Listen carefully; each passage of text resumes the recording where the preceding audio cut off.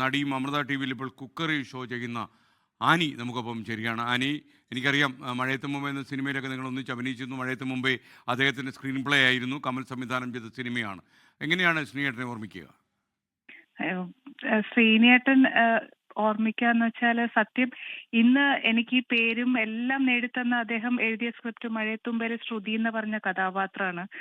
അതെനിക്ക് ഒരിക്കലും മറക്കാൻ പറ്റില്ല. കാര്യം ഇന്ന് എനിക്ക് ഇതിനെക്കാട്ടിലും ഈശ്വരൻ തന്ന ഒരു ഭാഗ്യം എന്ന് വെച്ചാൽ അദ്ദേഹം ലാസ്റ്റ് എന്റെ കുക്കറി ഷോയിൽ വന്ന് എനിക്ക് അദ്ദേഹത്തിന് ഒരു ഭക്ഷണം വിളമ്പി കൊടുക്കാൻ സാധിച്ചതും ഒരു അനുഗ്രഹമായി തോന്നുന്നു.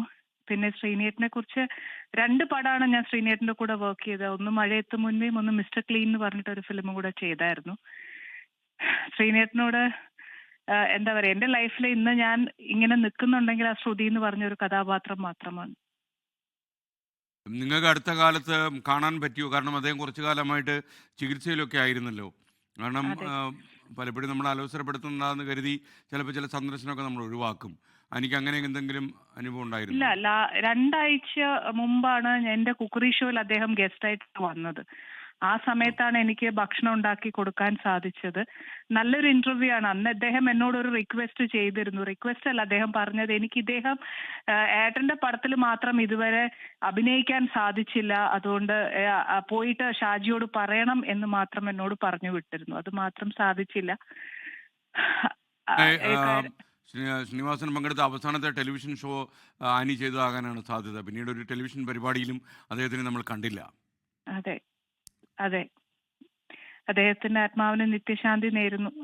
സത്യം, അദ്ദേഹത്തോടുള്ള കടപ്പാട് തീരാത്തതാണ് എന്നെ സംബന്ധിച്ചിടത്തോളം. ഒരു കാര്യം കൂടി ആനി, ആ ഷോയ്ക്ക് ശേഷം വീട്ടിൽ മടങ്ങിയെത്തി ഷാജി കൈലാസിനോട് പറഞ്ഞോ ഇങ്ങനെ ശ്രീനിവാസൻ പറഞ്ഞ കാര്യം?